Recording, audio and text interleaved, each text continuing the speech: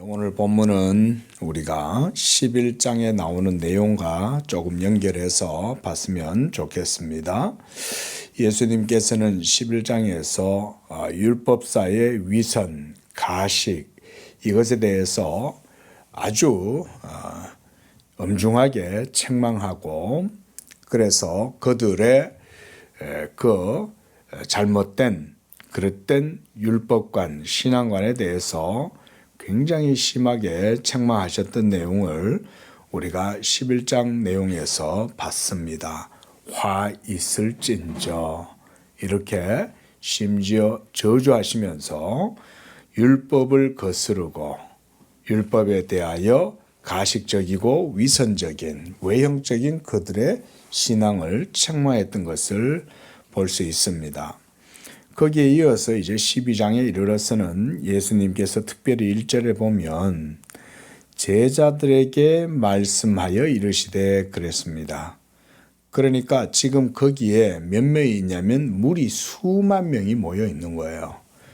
그러니까 지금 예수님이 계신 이곳은 어디냐면 예수님을 식사에 초대한 율법 학사의 집인 거예요. 한 바리새인의 집인 거예요. 바리새인. 이 바리새인의 집에 여러 많은 율법 교사들도 있을 거고 여러 바리새인들이 함께 모였겠죠. 그런데 이들뿐만 아니라 무리 수만 명이 모여 서로 밟힐 만큼 되었다 그랬습니다. 그러니까 그 집안에 당연히 다 못 들어갔겠죠. 그 주변에 빽빽하게 사람들이 예수님 주위를 둘러싸고 모여 있는 것입니다. 그런데 바로 그 가운데에 예수님은 먼저 그랬어요. 다른 이들에게보다 먼저 제자들에게 말씀해 주시기를 바리새인들의 누룩 곧 외식을 주의하라, 이렇게 제자들에게 먼저 이 말씀을 하신 겁니다.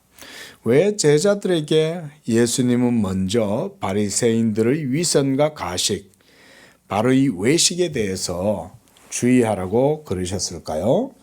이것은 제자들에게 복음의 교훈을 저는 가르쳐 주시는 것이라고 생각을 합니다. 먼저 제자들은 주님의 사도가 되어서 교회의 기초, 교회의 기둥들이 되는 귀한 하나님의 종들입니다. 사도들에게 있어서 가장 중요한 것은 예수 그리스도의 복음의 이 교훈을 순수하게 보존하고 전승하는 것이 그들에게 있어서 제일 중요한 것입니다. 우리가 신앙생활, 종교생활을 하다 보면 자칫 빠지게 되는 위험이 뭐냐면 바로 이 외식하는 것입니다. 외식이란 말은 가식, 위선, 이런 말입니다. 겉으로는 멀쩡한 것 같고, 겉으로는 하나님을 잘 섬기는 것 같고, 겉으로는 경건한 것 같고, 겉으로는 영적인 것 같지만 그 속에는 하나님께 대한 온유함이나 거룩함, 성결함이 없고, 무엇보다 하나님께 대한 순수한 믿음, 순수한 신앙 없이 형식과 위선에 빠져 있는, 가식에 빠져 있는 바로 그런 자들을 외식하는 자라고 그러는 겁니다. 말 그대로 무늬만 그리스도인이요, 교회는 다녀도 마음속에 하나님에 대한 경외와 사랑이 없고 하나님의 말씀에 대한 신앙이 없이 그저 형식적으로만 교회를 다니고 종교생활을 하는 사람, 영적이지는 않으면서 믿음은 없으면서 외적인 것으로만 형식적으로 종교적인 양, 이렇게 하는 사람들, 바로 이 사람들이 우리가 신앙생활을 하는 모든 성도들이 주의해야 될 그런 모습입니다. 그래서 예수님은 바리새인들의 누룩, 외식을 주의하라, 이렇게 말씀을 했어요. 바리새인들은 자기들이 이스라엘의 선생이고 많은 사람들에게 모범이 되는 자들이고 또 경건하고, 그래서 회당 어귀에 서서 사람들에게 인사받기를 좋아하고 많은 사람들에게 자기들이 영적이고 경건하다는 걸 드러내고자 하는 사람들이었던 겁니다. 바로 이런 자들의 외식을 제자들에게 주의하라고 당부하시는 거예요. 저는 이것이 먼저 교회의 기둥이 되고자 하는 사도들에게 있어서 굉장히 중요한 교훈이다, 이렇게 생각을 합니다. 하나님이 귀하게 여기시는 것, 하나님은 마음의 중심을 보신다 그랬는데 하나님께서 좋아하는 사람이 어떤 사람입니까? 이사야서 57장 15절에 보면 지극히 존귀하고 영원히 거하시며 거룩하다 이름하는 이가 이같이 말씀하시되 내가 높고 거룩한 곳에 있으며 또한 통회하고 마음이 겸손한 자와 함께 있으며 이는 겸손한 자의 영을 소생시켜 통회하는 자의 마음을 소생시키려 함이라. 이렇게 하나님께서 말씀하셨어요. 또한 시편 73편 1절에 보면 하나님이 참으로 이스라엘 중 마음이 정결한 자에게 선을 행하신다, 이렇게 말씀하셨어요. 마음이 정결하다는 말은 하나님께 대한 믿음이 순전하다, 이 말입니다. 하나님께 대한 경외, 하나님께 대한 겸손, 하나님께 대한 정결함, 이것이 순수한 믿음으로 가지고 있는 그 사람. 그래서 예수님께서도 나다나엘을 이렇게 보시고는 이는 참 이스라엘 사람이다, 이렇게 말씀하셨어요. 나다나엘의 무엇을 보고 예수님이 그렇게 하셨을까요? 가식, 위선, 외식이 없었기 때문에 그런 겁니다. 하나님의 하시는 말씀을 있는 그대로 받고 겸손하게 그 말씀을 듣고 그 말씀대로 살고자 하는 그런 믿음, 성경에 기록되어진 계시의 말씀을 가감없이 받아들이고 그 기록된 말씀을 순수하게 믿는 사람, 이런 사람들이 하나님을 진정으로 경외하는 사람들이고 그런 사람들이야말로 진정으로 겸손한 사람들이에요. 겉으로는 겸손한 것 같고 겉으로는 부드러운 것 같아도 하나님의 말씀을 있는 그대로 받아들이지 못하면 그건 반드시 위선입니다. 여러분 그걸 꼭 기억하셔야 됩니다. 성경은 얼마나 대단한지 기독교 몇천 년의 역사가 되어도요, 여러분 이 성경의 말씀은 지금도 여전히 사람들의 마음의 폐부를 시험합니다. 이건 오늘날도 마찬가지입니다. 인본주의자들, 사람의 그 인권이라든가 사람의 자율성이라든가 이런 것들을 더 높이는 사람들이 하나님의 말씀보다 인권을 더 중요하게 생각하고 이런 사람들은 다 외식하는 사람들입니다. 그 사람들은 사람을 생각하는 것 같고 그 사람들은 사람을 중하게 여기는 것 같지만 그러나 성경을 있는 그대로 받아들이지 않아요. 그러면 그건 반드시 위선이에요. 기준이 성경이에요. 우리가 항상 이걸 잘 기억하시기 바랍니다. 인본주의자들을 그래서 우리가 경계해야 되는 겁니다.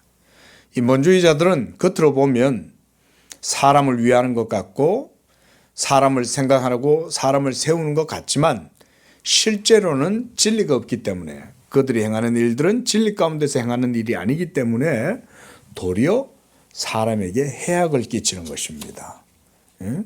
이게 인본주의의 가장 큰 문제예요. 하지만 성경 앞에 서 있는 사람, 하나님을 진정으로 경외하고 하나님의 영광을 위하는 사람, 하나님의 의와 나라를 구하는 사람은 성경에 기록되어진 말씀을 순수하고 겸손하게 어린아이와 같은 온유함으로 받아들입니다. 바로 그런 사람들이야말로 오늘 이 바리새인들의 외식과 위선에 넘어지지 않는 것입니다. 예수님께서 바로 제자들에게 이러한 잘못된 신앙의 행태를 경계해 주고 계시는 겁니다. 이건 오늘날도 마찬가지예요. 오늘날도 많은 이들이 자신이 굉장히 인본주의적이고 인문주의적이고 인간을 위한다고 하지만 정작 하나님의 영광은 안중에 없어요. 그래서 성경을 곡해해요.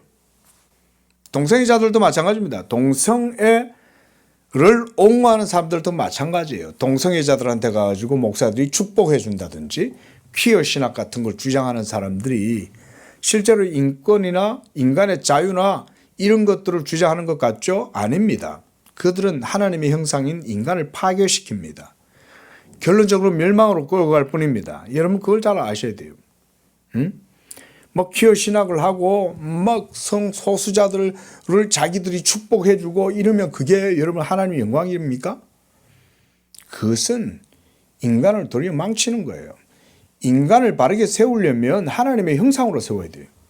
하나님이 창조하신 본연의 하나님의 영광에 일치하는 형상으로 세우고 그렇지 않은 경우에는 때로 책망도 하고 경계도 하고 이렇게 해줘야 그가 바로 하나님의 길로 가는 거지. 그렇지 않고 도리어 그들의 편을 들어준다고 해서 그게 무슨 하나님께 영광이 된다든지 이런 건 전혀 아니에요. 그들이 정말 크게 착각하고 있는 거예요. 어쩌면 그들 속에 하나님에 대한 생각이 없을 수도 있어요. 제가 볼 때는. 하나님의 말씀을 믿고 있다면 절대로 그럴 일은 없어요. 하나님의 말씀을 안 믿으니까 동성애자들한테 가서 성소수자들 축복한답시고 알량하게 그러고 있는 거예요. 누구는 뭐 축복을 안 해서 여기서 그러고 있습니까? 예?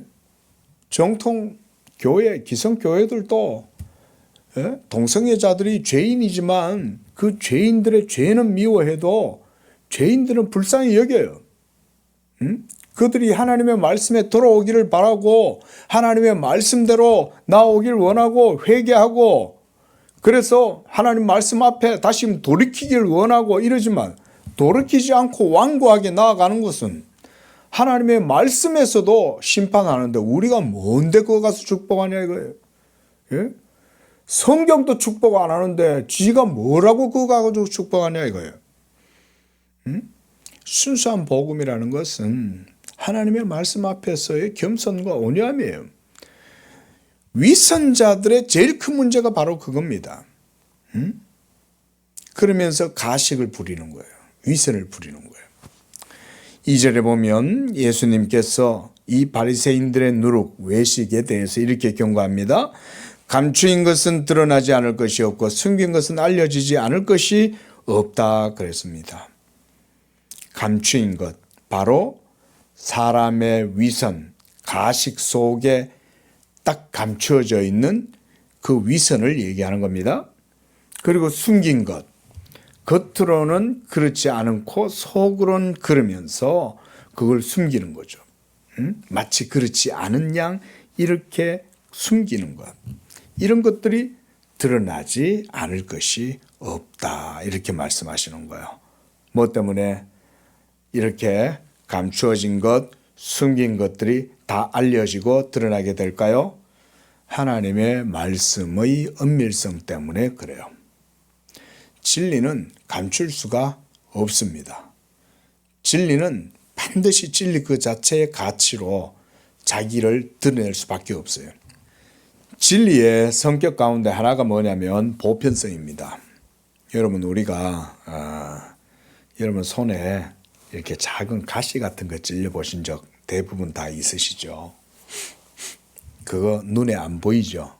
그렇죠? 어떨 땐 돋보기를 갖다 놓고 이렇게 봐도 있는지 없는지 안 보일 경우가 있어요. 그 정도로 정말 하나의 먼지 크기 정도인데 그게 살점에 내 손가락 지문 사이에 어디 탁 박혀 들어가 있는 거예요. 그러면 그게 손가락을 쓰리게 만들고 그게 온 몸을 힘들게 하죠. 그 작은 것 하나가. 그렇죠? 진리의 작은 것 하나도 깨어지면 그런 문제가 생겨나는 거예요. 하나님의 진리의 보편성은 전 세계에 가득한 거예요. 우리가 하나님의 진리성 하나라도 흐트러뜨린다면 전체 체계가 다 무너지는 거예요.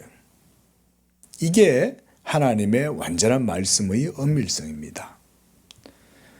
지금 예수님께서 하시는 말씀이 저는 바로 이런 하나님의 율법 또는 진리, 말씀, 그것의 은밀성을 말씀하신다고 봐요. 자, 이렇게 은밀한 하나님의 율법의 계명 앞에 인간이, 우리가 그런 말 있잖아요. 손바닥으로 하늘을 가린다, 이런 말이 있잖아요. 손바닥으로 하늘을 가릴 수 없단 말이잖아요. 마찬가지로 바리새인들의 위선과 가식, 외식이 하나님의 율법의 은밀성을 결코 가릴 수 없다, 이런 말인 거예요. 왜냐하면 그것은 완전하고, 그래서 그것의 보편성에 의해서 반드시 다 드러나게 되는 거예요. 3절에 보면 너희가 어두운 데서 말한 모든 것이 광명한 데서 들리고 골방에서 귀에 대고 말한 것이 지붕 위에 전파되리라. 하나님의 말씀의 은밀성을 피할 수가 없다, 그 말인 거예요. 누구도 피할 수가 없다. 어두운 데서 몰래 얘기했는데 그게 광명한 데서 다 들리게 되고, 골방에서 귀에 대고 얘기한 게 지붕 위에서 전파되더라. 그런 말씀 그런 이야기가 있지 않습니까, 우리가? 임금님 귀는 당나귀 귀. 사람 속에 있는 그 말이 그거를 묻어둘 수가 없는 거예요. 어떤 경로로든 반드시 다 드러나게 된다. 그런 교훈이지 않습니까? 지금 예수님께서 하시는 이 말씀은 바로 하나님의 말씀의 이와 같은 완전함과 보편성을 저는 말씀하고 있다고 봅니다. 그리고 이것은 결코 그 어떤 것으로도 숨길 수가 없어요. 이렇게도 달리 얘기할 수 있습니다. 아닌 것은 아닌 거예요. 아닌 것을 맞다고 아무리 우겨도 반드시 아닌 것은 아닌 것으로 드러날 수밖에 없어요. 하지만 사람들은 아닌 것을 맞다고 주장하죠. 그죠? 예? 맞다고. 맞는데 아니다라고 얘기하고 아닌데 맞다고 얘기하면 그게 말이 됩니까? 근데 그 당시에는 그게 맞는 것 같아도 반드시 아닌 것은 아닌 것으로 드러나죠.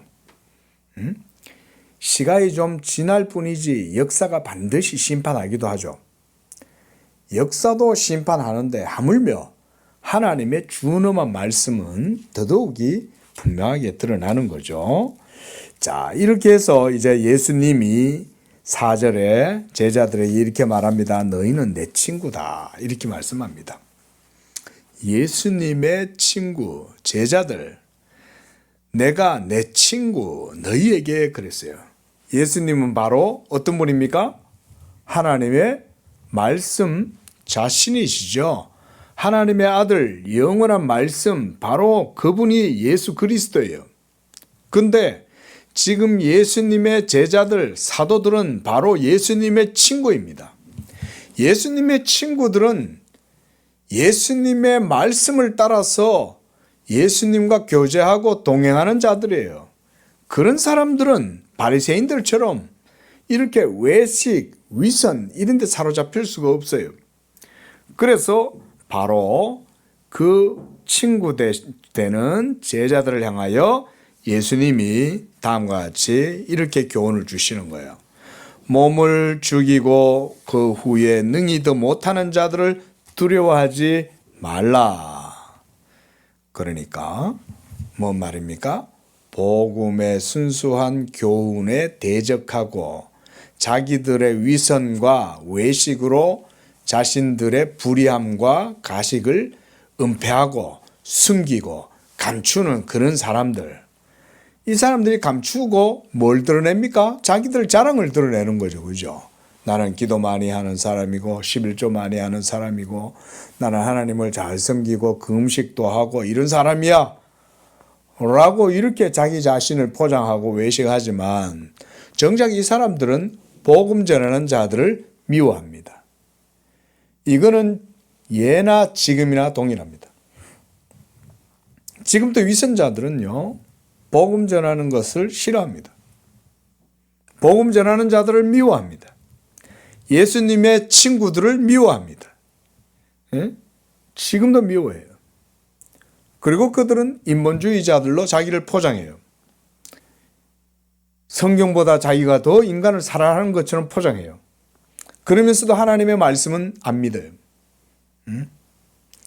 성경의 교훈도 순수하게 안 받아들여요. 우리 교회는 당연히 합동교단에 소속돼 있고 또 저는 성경의 교훈을 따라서 여성 목사 제도를 저는 비성경적이라고 생각을 합니다. 외국에 유명한 존 메가더라는 목사님도 계신데 그 목사님도 그런 말씀 하시더라고요. 동성애자나 이런 심지어 여성 안수, 여성 장로, 목사들 이런 사람들을 교회 내에 세운다면 그 교회는 성경을 대적한다는 거예요. 성경을 거역하는 거라는 거예요. 우리 교단도 아직 여성 목사 안수를 안 주지만 지금 다른 교단들은 막 다 주고 야단이에요. 그럼 다른 교단들 다 주면 우리 교단도 줘야 돼요? 뭘 따라가야 되는 거예요? 예? 시대의 분위기나 상황이나 인본주의의 부는 흐름에 그냥 영합해가지고 우리도 딴 데도 다 여성 안수하는데 왜 우리만 안 해? 어떻게 장로교회가 그런 논리를 따라갈 수 있어요? 어떻게? 우리의 가치관은 성경에 있지. 성경이 아니라면 아닌 것이고 그러면 끝까지 그렇게 믿고 나가야 되는 거지. 에? 구원은 믿음으로 받는다 그러고 다 그러는데 성경 속에 있는 그 내용만 그러면 쏙 빼갖고 그거는 2000년 전에는 그렇고 지금은 그런 게 아니지. 그렇게 말하면 성경에 다른 것들은 어때요? 다른 것들도 그렇게 또 소급시켜가지고 다 그렇게 해석할 거 아니에요? 응? 어디 얼토당토 않는 그런 논리가 전부 다 교회들이 하나님의 말씀에 대한 바른 신앙에 대한 고백이 전부 다 엉망이 되어 있는 거예요. 여성 목사 안수, 여성 장로 저는 분명히 반대합니다. 그리고 우리 교단도 정신 차려야 됩니다. 성경이 아니라면 아닌 거지. 다른 교단들은 다 하는데 지금 분위기가 그런데 그렇게 해야지. 그렇게 해서 인간들이 얻을 게 뭐가 있어요? 그렇게 한다고 해서 득이 될 게 뭐가 있어요? 다른 교단들 지금 여성 목사 주고 여성 안수 줘가지고 교회에 뭐가 도움이 됐어요? 하나도 된 게 없잖아요. 여성 목사 안 받아도 교회 내에서 교사하고 전도사님 하면서 하면 되지. 그럴 것 같으면 그것만 있습니까? 그러면 여성만 목사 설교한다고 하겠어요? 다른 것도 할 수 있겠죠. 그럼 왜 장로님들도 이제 설교하시고 집사님들도 설교하고 다 그렇게 하면 그 논리를 하면 다 그렇게 돼야 되지. 결과적으로. 제발 여러분 성경의 이 기준을 함부로 무시하거나 넘어서지 마세요. 특히 우리 교단 참 지금 기도해야 됩니다. 사람을 두려워하지 말라. 사람을 보지 말라는 거예요. 하나님의 말씀이 그러면 그거 믿고 구원받는 건데 그거 믿고 그거대로 나가야지. 그래서 5절도 보십시오. 자, 공의의 하나님에 대해서 이렇게 말씀해요. 마땅히 두려워할 자를 내가 너희에게 보이리니 죽인 후에 지옥에 던져 넣을 권세가 있는 그분을 두려워하라. 내가 참으로 너희에게 이르노니 그를 두려워하라. 그 바로 하나님의 말씀의 집행자 하나님 아버지 하나님을 두려워해라는 거예요. 그는 죽인 후에 영혼을 지옥에 넣을 수 있고 바로 그런 분, 그런 권세를 가진 그분을 두려워해야지. 딴 교단 다 여성 안수 한다고 여성 안수 우리도 한다고 야다 이거. 성경에서 분명히 사도가 얘기하잖아요. 이거에 대해서 논쟁하는 사람들이 있을지라도 하나님의 교회에는 이런 규례가 없느니라. 사도가 분명히 못 박잖아요. 규례라고 말하잖아요. 규례라고. 시집 장가 가고 안 가고는 내가 권하는데 너희들 안 해도 돼. 그러나 이건 주의 계명이 아니야. 사도가 이렇게 말하죠. 그러나 교회 내에 여성의 지위나 남성의 헤드십 그리고 그것에 대해서는 따지는 자가 있어도 그거 떠들지 말라는 거예요. 그게 하나님의 교회에는 그런 관례가 없다 그랬어요. 누굴 두려워할 거예요? 사람을 두려워할 거예요? 하나님 말씀을 두려워할 거예요? 정신 안 차리고 세상이 그냥 다 변해가 소돔과 고모라가 되면 교회도 그냥 소돔과 고모라가 되고, 예? 다른 교단에서 막 저 무슨 이상한 교단 같은 데서 동성애자들한테 막 축복해주고 그거 가가지고 그러면 뭐 안수를 주고 이러면은 우리 교단도 그럼 나중에 그렇게 동성애자한테 그냥 해야 돼요? 정신 차려야 돼요. 예수님이 오실 날이 멀지 않았는데. 자, 6절에서도 동일한 말씀이에요. 참새 5마리와 5마리가 두 아사리온에 팔리는 것이 아니냐. 참새를 비유로 해서 예수님이 말씀하시는 게 뭐냐면 하나님의 말씀의 완전함과 보편성을 얘기하시는 거예요. 여기서도. 또 7절에서는 너희에게는 심지어 머리털까지도 다 세신 바 되었다. 이 말은 말씀의 완전함이죠. 하나님의 완전하심은 모든 것을 다 주관하고 다스리고 하나님이 모르시는 것은 하나도 없다 이거죠. 이게 바로 하나님의 전지하심이죠. 전지, 완전하심이죠. 그 앞에서 벗어날 것은 하나도 없어요. 그런데 어떻게 하나님 앞에서 자신의 마음속에 있는 불신을 감추고 불법을 감추고 하나님 앞에서 경건한 척 거룩한 척 위선을 떠올 수 있냐 이거예요. 그럴 수 없겠죠. 그렇죠? 마음의 중심을 폐부를 시험하시는데 어떻게 그 말씀의 완전성 앞에서 진리의 보편성 앞에서 어떻게 인간이 알량하게 자기의 인본주의 이런 걸 가지고 무슨 인권이라는 빌미를 가지고 하나님의 말씀을 뒤엎을 생각을 하냐 이거예요. 지금 예수님이 이렇게 참새 비유나 머리털 비유를 통해서 진리의 완전함에 대해서 말씀하고 있는 거예요. 그러면서 예수님은 7절에 자기 친구, 자기 제자들에게 이렇게 말해요. 두려워하지 말라. 너희는 저런 자들을 두려워하지 말라는 거예요. 여러분 오늘날도 참된 경건한 믿음의 사람, 하나님의 말씀을 믿는 성도들은 그런 자들을 두려워하면 안 돼요. 예? 얼마 전에 우리나라 국가인권위원장 안창호 대법관, 전 대법관이었던 안창호 장로님이 청문회에서 하는데 제가 참 그래도 그분이 훌륭하시더라고요. 다른 것보다 신앙으로서 정말 훌륭하고 정말 참 그 살벌한 그 의원들이 얼마나 기독교를 모독하고 하나님 두려운 줄 모르고 그들이 막 공개석상에서 모욕을 주고 정말 우리나라 국회의원들의 수준이 정말 영적으로 큰 문제인 거예요. 근데도 그들 앞에서 또박또박하게 자기 말씀 다 얘기하시고 참 제가 그 청문회를 보면서 정말 훌륭한 분이구나. 참 존경스럽더라고요. 그런 분들이 하나님의 사람들인 거예요. 지금 우리나라도 동성애들이 아주 그냥 현대화가 돼 가니까 세상이 물질 문명이 넘쳐나고 배가 부르니까 전부 동성애에 도착이 돼 가지고 미친 듯이 전부 다 동성애에 빠지고 그러고 있잖아요. 동성애뿐입니까? 하나님의 말씀의 기준이 없으면 인간들은 악마로 변해요. 인간들은 야수로 돌변하고 온갖 추악하고 더러운 모습으로 다 변질됩니다. 온갖 중독자들 많이 나오고요. 그 중심에 뭐가 없는지 아세요? 하나님의 말씀이 없어서 그런 거예요. 하나님의 말씀의 기준은 다 무너지면 그 자리에 악마가 자리하는 거예요. 악마가.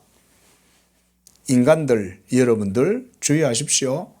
하나님을 미워하고 하나님을 믿지 않는 바로 그 자리에는 악마가 대신 그 자리를 차지합니다. 예? 여러분들이 그걸 기억하셔야 돼요. 하나님을 떠나면 인권이 자율성을 얻게 되고 진정한 자유를 얻을 것 같습니까? 절대 그렇지 않습니다. 온갖 유격에 사로잡힌 뿐만 아니라 악령에 사로잡혀서 온갖 인간 세계는 야수로 돌변합니다. 그때가 되면 하나님이 그냥 안 놔둬요. 소돔과 고모라가 그 지경에 갔고 폼페이가 그 지경에 간 거예요. 소돔과 고모라, 우리가 창세기에서 보면 소돔과 고모라 보세요. 천사가 그 도성으로 들어오니까 천사가 사람의 모습으로 들어왔을 때 대부분 그들을 사로잡아 가지고 능욕하려고. 여러분, 그 정도가 되면 그 사회는 더 이상 사람이 사는 만한 그런 동네가 못 되는 거예요. 지금 우리 사회가 그런 기로에 지금 서 있는 거예요. 하나님이 불을 준비해 놓고 있는 거 아니겠어요? 저 북한을 하나님이 그래서 딱 준비시켜 놓고 있는 거 아니에요? 우리나라 군사력 믿고 버티고 있다가 큰일 납니다. 하나님 앞에 기도하고 회개하고 그런 거에서 우리가 바르게 서야 하나님이 이 땅을 사해 주시지. 온갖 고리가 풀려가지고 미친 듯이 날뛰고 막 육정이 막 사로잡혀가지고, 예? 그 국회의원들이 그 안창호 대법관 그 후보자일 때 질문하는 거 보세요. 하나님 무서운 줄 모르잖아요. 예? 또한 8절에서는 그 반대 이야기입니다. 누구든지 사람 앞에서 나를 시인하면, 이 말은 하나님의 말씀을 시인하면, 이렇게 보시면 그 의미를 정확하게 우리가 이해를 한다고 하겠습니다. 왜냐하면 이 세상의 모든 사람들이 다 하나님의 진리를 거짓 것으로 여기고 영리로 삼고, 그래서 말씀을 거스르고 말씀을 부정할 때 예수 그리스도를 시인하는 그 사람은 하나님을 인정하는 사람이기 때문에 그런 거예요. 그런 사람들을 향하여 예수님은 두려워하지 말라. 하나님이 참새 한 아사리온도 그냥 하나님이 흘겨보시지 아니하고 너희의 머리털까지 다 세시는데 두려워하지 마라. 하나님의 말씀은 너희와 함께 있지. 저들이 아무리 말씀을 거역하고 부정하고 영리로 그 순리를 거스려도 두려워하지 말라는 거예요. 그리고 도리어 그들 앞에서 너희가 나를 시인하면 인자도 하나님의 천사들 앞에서 그를 시인할 것이다. 또 9절에 사람 앞에서 나를 부인하는 자는 하나님의 사자들 앞에서도 부인을 당하리라. 그러니까 성도들에게 있어서 제일 중요한 건 하나님의 말씀의 편에 서서 그분을 온전히 경외하고, 그래서 경건함 가운데 하나님의 말씀을 따라서 살아갈 때 부딪히게 되는 신화의 갈등, 가치관의 갈등, 이런 대립되는 모든 영적인 육적인 것들에 대해서 하나님 앞에서 담대하고 두려움 없이 서 있으라는 거예요. 그렇게 서 있으면 하나님께서도 그를 인정해 주시지만, 그러나 예수님을 부인하면 예수님도 그들을 부인하리라, 이렇게 말씀했습니다. 또 10절에 누구든지 말로 인자를 거역하면 사심을 받으려니와 성령을 모독하는 자는 사심을 받지 못한다. 성령을 모독한다는 이 말이 이제 우리가 소위 성령 회방죄죠. 자, 성령을 모독한다는 말은 뭐냐면 하나님의 본체, 실체를 모독한다, 이 말인 거예요. 그러나 그 앞에 보면 인자를 거역한다는 말은 뭐냐면 하나님의 아들 예수 그리스도를 처음에 믿으시오 했을 때 아예 안 믿어요. 저 예수님 안 믿을래요. 이러고 예수님을 안 믿겠다고 그랬어도 그것은 나중에라도 하나님께서 그를 택하시고 불러서 회개시키고 변화시키면 구원받을 수가 있어요. 하지만 성령은 예수님하고 틀려요. 성령 그분 자신은 하나님의 본체, 실체시고 본질이세요. 그런데 바로 그 성령을 회방한다는 것은, 모독한다는 것은, 이것은 결코 용서받을 수 없는 죄를 짓는 거예요. 우리가 이런 말 있잖아요. 건너갈 배를 불태워버렸다. 건너갈 수 없죠. 예? 다시 건너갈 수 있는 기회가, 이게 성령 회방죄는 없는 거예요. 쉽게 말하면 그런 거예요. 건너가야 할 배를 아예 딱 타고 가갖고는 거기서 불을 태워버리는 거예요. 그럼 더 이상 어떻게 할 방법이 없는 거예요. 성령 회방죄가 바로 그런 것입니다. 그래서 자, 사람이 너희를 회당이나 위정자나 권세 있는 자 앞에 끌고 가거든 그랬어요. 이게 바로 예수님이 지금 계속 바리새인들 앞에서 제자들에게 이 말씀을 하고 있는 거예요. 하나님의 말씀을 전하고 복음을 전하면 바리새인들 같은 위선자들, 가식하는 사람들, 외식하는 사람들이 너희들을 때려잡고 이렇게 해서 끌고 가고 체포하고 너희들을 핍박하고 박해할 때에 너희가 바로 그런 것들 사람들을 두려워하지 말라. 응? 그리고 끌려갔을 때에도 너희가 무슨 말을 해야 할지 두려워할 필요가 없다. 염려하지 마라. 왜냐하면 그때가 되면 너희 안에 계시는 성령이 너희가 무슨 말을 해야 할 것인지를 다 알려줄 것이기 때문에 그러하다. 그랬습니다. 자, 말씀을 마치면서요. 성도 여러분, 오늘 예수님은 하나님의 말씀의 완전함, 보편성, 엄밀성에 대해서 제자들에게 말씀해 주셨어요. 예수 그리스도의 복음은 바로 그런 하나님의 말씀입니다. 진리입니다. 그런데 그를 믿고 구원함을 얻게 되는 이 복음의 진리는 하나님의 완전한 말씀이므로 누구도 이것을 부정하거나 또한 이 믿음을 위선적이고 가식적으로 외식으로 포장할 수 없어요. 그래서 여러분, 우리가 항상 믿음은 거짓말할 수 없다는 말이 그 말이에요. 믿음은 그 자체에 독특한 가치가 있어요. 그래서 절대로 사람이 그걸 숨기거나 감출 수 없어요. 반드시 드러나요. 우리가 주머니 속에 송곳을 넣어 다니면 우리가 뭐 이게 이제 다른 의미도 있지만, 뭐 낭중지추라 그럽니까? 그 주머니 속에 송곳을 넣어 갖고 다니면 그게 송곳이 안 삐져나오겠어요? 반드시 삐져나오겠죠. 가시채를 주머니에 넣어 다닌다고 쳐보십시오. 그게 내 허벅지를 안 찌르겠어요? 하나님의 말씀은 결코 숨길 수 없습니다. 진리는 반드시 진리대로 역사하게 됩니다. 그걸 부정하거나 거스를 수 있는 것은 절대 없어요. 니체가 아무리 진리를 부정한들 진리가 사라지지 않습니다. 아무리 이 세상에 인본주의자들이 하나님의 진리의 보편성과 완전성을 없는 것처럼 주장하고 인간의 존재나 실존성을 아무리 찬미하고 높여도 안 됩니다. 진리를 역행할 수 없습니다. 우리가 무엇보다 예수님을 믿는 성도들은 이런 하나님 아버지의 완전한 말씀 앞에 겸손하고 온유함으로 나아갈 때 그들이 바로 예수님의 친구입니다. 예수님의 친구들은 위선 가운데 나가지 않습니다. 진리가 있다는 사실을 알기 때문에 그렇습니다. 그 진리이신 예수 그리스도를 믿는 믿음으로 이렇게 이 세상에서도 하나님 편에 서서 복된 삶을 살아가시기를 축원을 드립니다. 기도하겠습니다.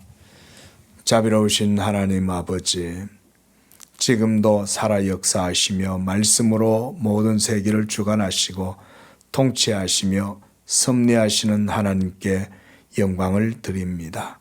그러나 우리는 한 치 앞도 알 수 없고 자기의 호흡조차 자기의 뜻대로 주관도 하지 못하면서도 우리는 그저 하나님을 부정하고 하나님의 진리를 거짓 것으로 바꾸고 하나님의 순리를 영리로 거스르며 온갖 더럽고 추한 것들, 불의한 것들에 도착되고 그런 것들에 사로잡혀서 하나님의 영광을 거짓된 것으로 바꾸어버리는 그런 우리 인생들입니다. 하나님 아버지, 그러나 우리에게 겸손하고 온유한 마음을 주셔서 하나님의 진리 앞에 순전함으로 서게 하시고 위선과 가식, 외식 이 모든 것들을 하나님 앞에 다 내려놓고 전적으로 가난하고 메마른 심령, 굶주린 심령으로 상한 심령으로 하나님 앞에 서게 하시고 그리스도 예수의 은혜만을 온전히 의지함으로써 늘 어린아이와 같이 겸손한 마음 되게 하여 주시옵소서. 무엇보다 우리가 이 세상에 그런 위선자들이나 인본주의자들을 두려워하지 않도록 도와주시고 오히려 사람의 영혼을 지옥불에 던져 넣을 수 있는 권세를 가지신 그분을 두려워하는 그런 우리 성도들이 되도록 은혜 내려 주시옵소서. 이 세상 가운데에서도 그와 같이 하나님을 경외하고 순전한 믿음으로 하나님을 기쁘시게 하는 성도들 다 되게 도와 주옵소서. 예수님의 이름으로 기도합니다. 아멘.